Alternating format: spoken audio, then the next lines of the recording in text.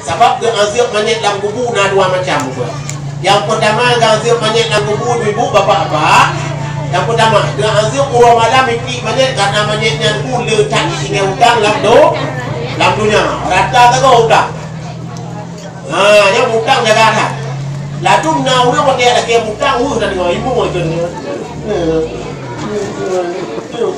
Tajuk buat kita tunggu tajuk nyurai kau.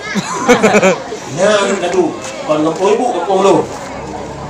Nah, aku bantah dong udah, tajuk ke mung, kok.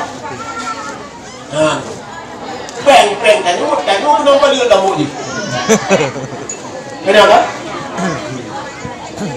Ya, kok ya. Hanya putih udang. Dia anggap banyak lang kubur tu. Yang pertama gara-gara anai bayu, anai bayu udang. Anang anggap banyak lang kubur tu ibu ayah terus.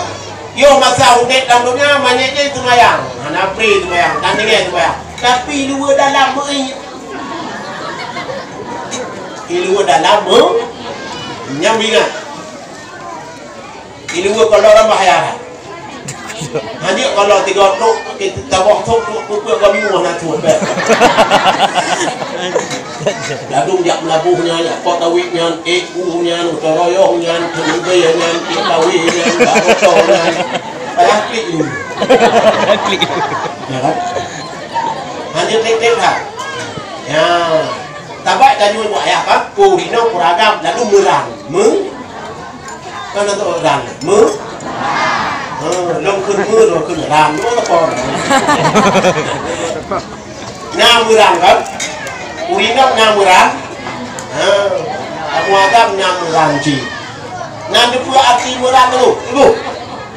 Murang. Waktu terjauh ini payah datang. Mana habis duit? Ya murang bahaya. Yang kolor jaga. Betul kolor. Bahaya. Sebab ini nyamna, ini najis. Ya, betul. Lalu dongnya kerandau semua kan ni, bak pintih pun. Ni batu budak tu. Yang minyak kat satu mayang tu.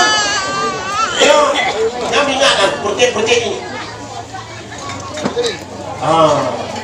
Putih baca. Nak dia adalah kerandau tu dulu.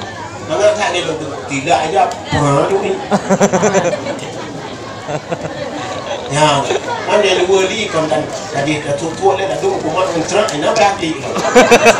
Dia bercerak bunuh habis.